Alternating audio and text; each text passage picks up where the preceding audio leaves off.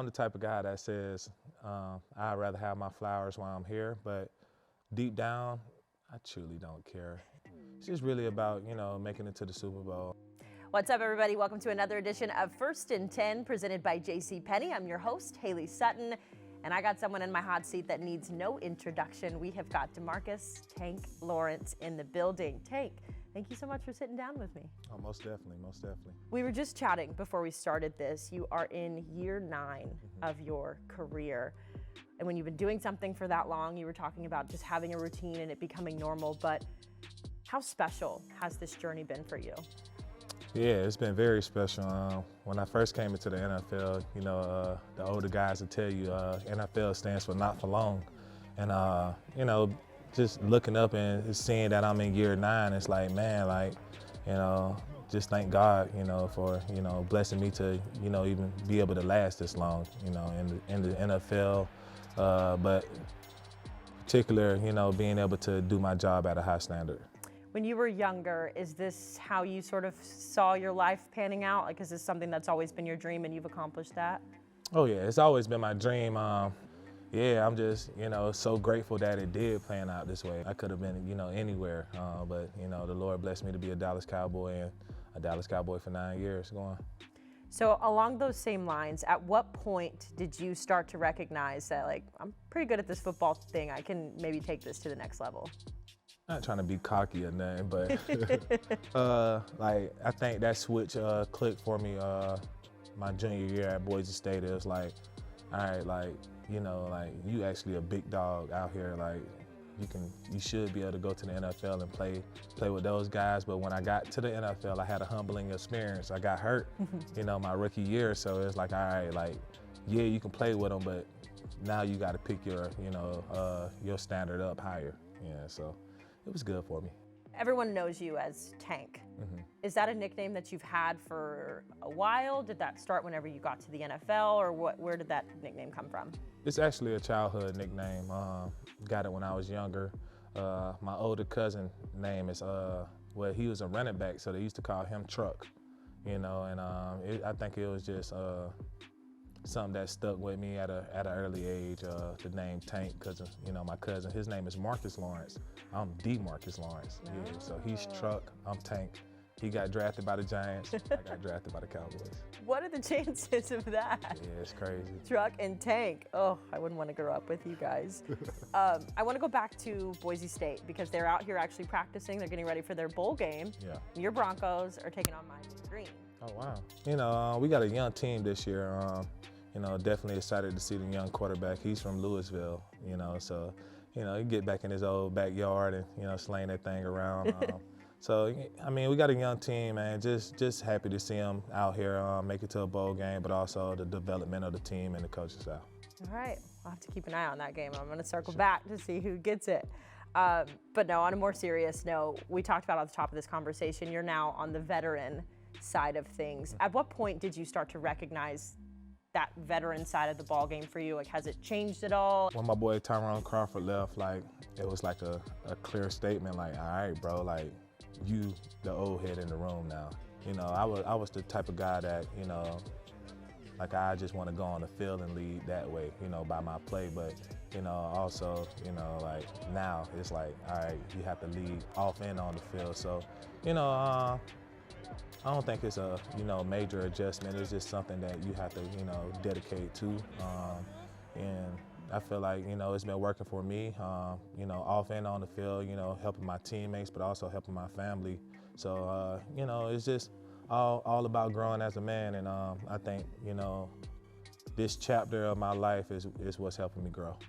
You have been a part of a lot of different teams here with this organization, but there's something about this year's team that just feels a little different. Do you feel that? And if so, what is making the 2022 edition of the Dallas Cowboys so special? I think what makes us different this year is the camaraderie, but also the hunger.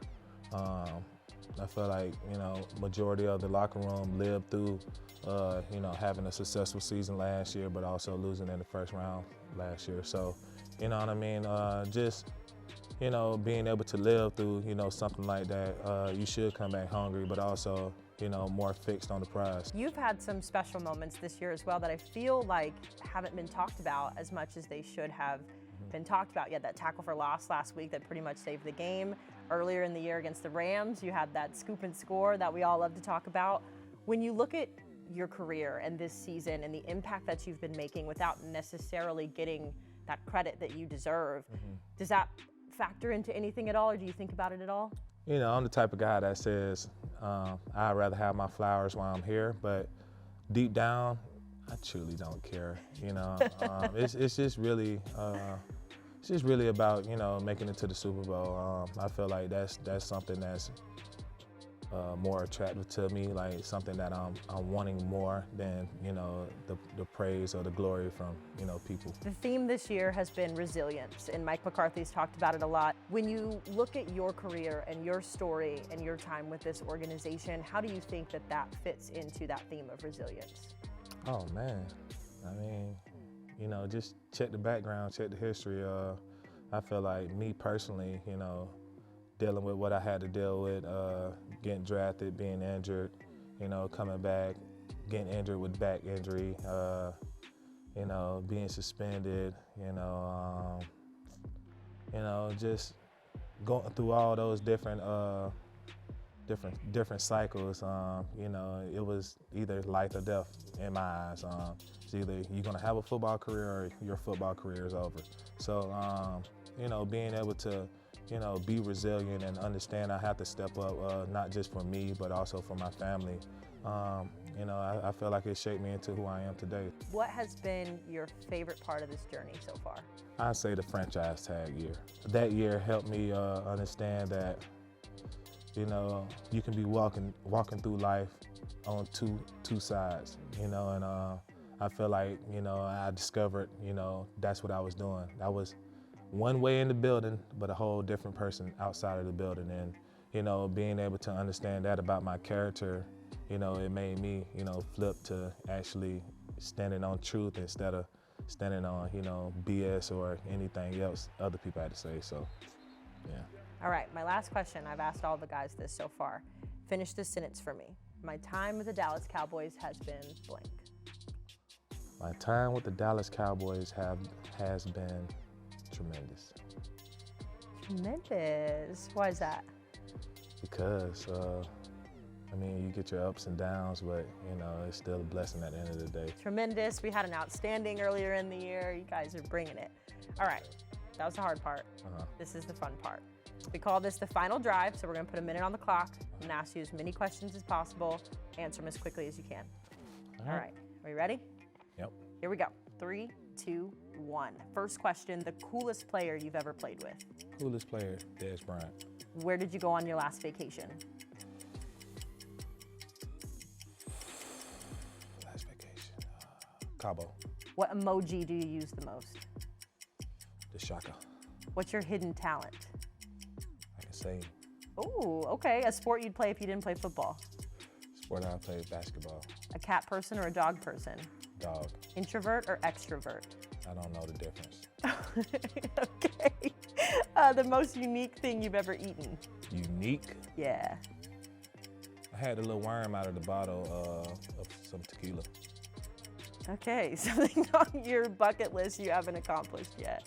Something on my bucket list I haven't accomplished yet. I haven't moved to Sweden yet. Okay. And the one thing you never have a problem spending money on? Me? Okay. Anything in particular? No. Nope. Just you? Yeah, or my wife.